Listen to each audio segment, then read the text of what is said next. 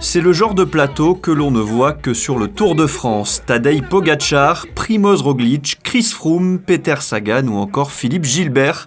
Une quarantaine de coureurs cyclistes professionnels se sont réunis dimanche à Monaco pour la première édition de Biking, une grande journée de vélo pour la bonne cause.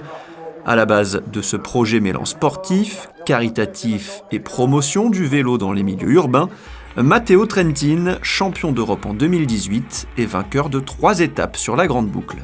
L'evento è nato da un'idea mia e di Claudia, mia moglie, un po' di dare qualcosa indietro alla città di Monaco e visto che siamo tantissimi corridori professionisti qui, di organizzare un qualcosa che sia sport, che spettacolo, che comunque beneficenza da aiutare gli altri. Ci sono tanti grandi campioni che hanno aderito a questa iniziativa e poi abbiamo preparato 2 piccoli percorsi per i bambini in modo che possano comunque chi non ha già la bici iniziare ad andare in bici e mentre chi magari è un po' più grandicello la Sécurité Routière ci ha aiutato a istruire un percorso per insegnare ai bambini come si va in bicicletta nel mondo reale, con il traffico insomma.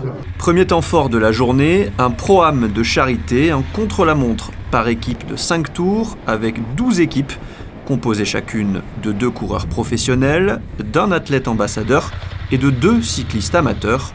Objectif de cette épreuve, récolter des fonds pour la Fondation Princesse Charlène de Monaco et la Fondation Michele Scarponi. It's always nice to be part of the charity events that is happening here, and it's actually a really nice event. I'm a passionate cyclist myself, so yeah, 2 nice things combined. C'est extraordinaire, on n'a pas souvent l'occasion. Voilà, quand on est fier d'être monégasque et qu'en plus c'est une terre de vélo, sur le circuit, avec une partie du circuit de la Formule 1, c'est toujours sympa de faire un peu ce rapprochement et effectivement c'est génial, on est à la maison, il fait beau, les conditions sont réunies donc on peut rien demander de plus. Ouais, c'est que du bonheur, quoi. Ça change de nos montagnes, tu l'as vu avec nous là quand tu es venu à Luchon. Après bon, ici pour moi c'est découvrir tout ça, Monaco, et puis voir les pros à côté là, c'est énorme. Voilà, c'est un jour que j'oublierai jamais. Voilà. C'est sûr que l'aspect caritatif il est primordial, c'est même le plus important aujourd'hui.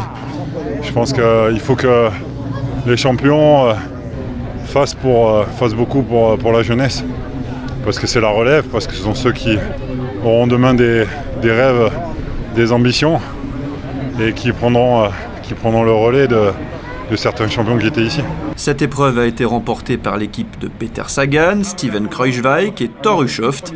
Place ensuite à la course phare, un critérium de 40 tours d'1 km 300 sur le port.